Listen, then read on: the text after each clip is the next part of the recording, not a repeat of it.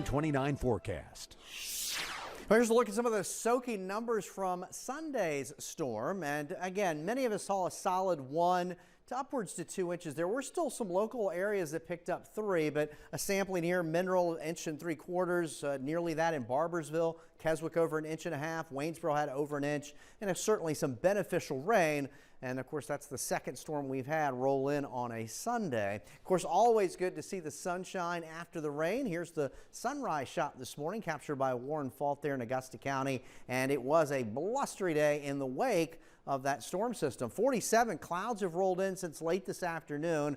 It's trying to precipitate a loft, and there could still be a snow shower or flurry, especially along and west of the Blue Ridge. The air mass very dry, dew points down in the 20s. 33, the current reading at the Valley Airport in Weir's Cave. Cloudy skies, a west-northwesterly wind there at 8. And you can see most of us are still in the low and mid 40s here east of the mountains. Already 30s across the Shenandoah Valley, 20s in the mountains, and it will be a cold night with that wind stirring. So temperatures tonight, they'll be elevated because of the wind still stirring around, but upper 20s to around 30 across central Virginia, middle 20s in the valley. That means wind chills in the teens. And again, early on this evening, there could be a few flurries, especially out to the west. Temperatures tomorrow, this will be our coldest day of the week, generally in the low to mid 40s across central Virginia, upper 30s in the Shenandoah Valley, but feeling like it's in the 20s and 30s with the wind. So the winds will still persist out of the northwest. We could have some gusts topping over 20 miles an hour, so that'll add an extra bite to the air. And then a very cold start early Wednesday morning. That's Charlottesville's low.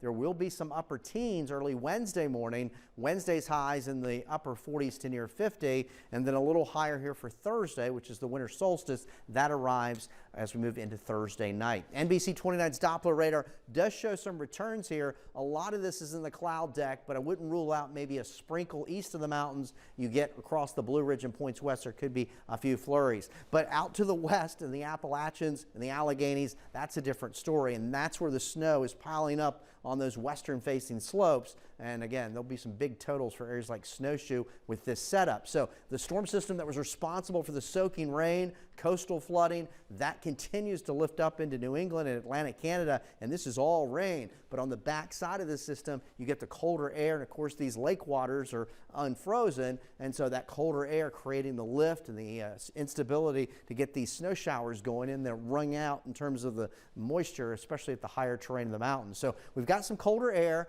It won't hang around too long this week, but it'll certainly be a cold start tomorrow and a cold day overall. So mid 20s to low 30s, feeling like it's in the teens in the morning, upper 30s to mid 40s for highs here for your Tuesday, but feeling like it's in the 20s and 30s. And then here's our frigid start for the week. That's Wednesday morning, upper teens to middle 20s. The wind won't be nearly as bad as we go into Wednesday. It'll still be cool, upper 40s to around 50. And then a week from today is Christmas. That is trending mild, mostly cloudy. Temperatures in the low 50s. That's ahead of the next storm system that looks to arrive here as we get into Tuesday. So after Christmas is when the next big rainmaker looks to arrive, and we'll follow that over the next several days. Temperatures here for tonight then, anywhere from the mid 20s to low 30s. A look at the Michael and Son 7-day forecast. Temperatures on the chilly side here for your Tuesday. Frigid start Wednesday morning. Temperatures come up here. They'll come back down for the late week with a front moving through, and then temperatures trending milder here for Christmas Eve and Christmas Day next week.